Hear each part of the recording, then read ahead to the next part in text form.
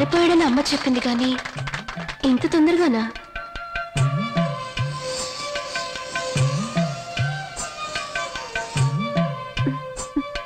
అత్త ఇంట్లో లేదనుకుంటా.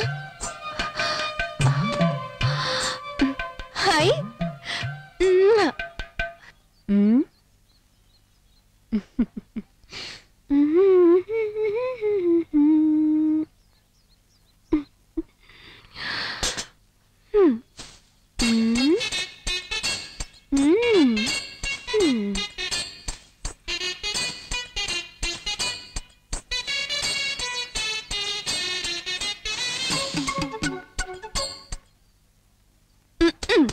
ఇలా చూడండి, సింహాలా వస్తున్న నా మొగుడికే కాదు ఊళ్ళో వాళ్ళందరికీ చెప్తున్నా, బాగా ఎనుకోండి.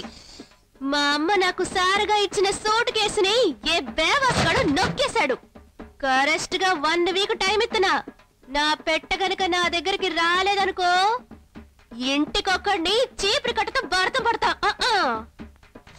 Be careful.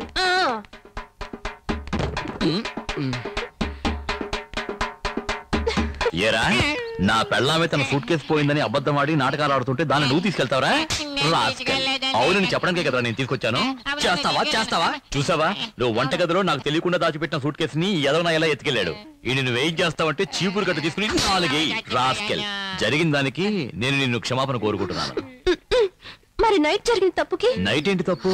నైట్ జరిగింది మర్చిపోయి ఇవాళ నైట్ వచ్చేలాగే నువ్వు మీ అమ్మటికి వెళ్ళారు. రేయ్ వెళ్ళరా, వెళ్ళు బస్సును పిలుచుకురా, వెళ్ళి ఆటోని పిలుచుకురారా, వెళ్ళరా.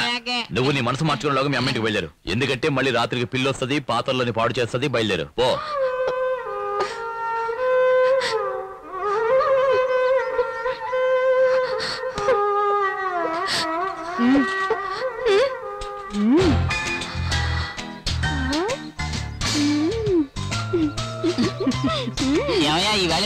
ఏం చేయబోతున్నారో ఇక ముందే తెలుస్తున్నారా?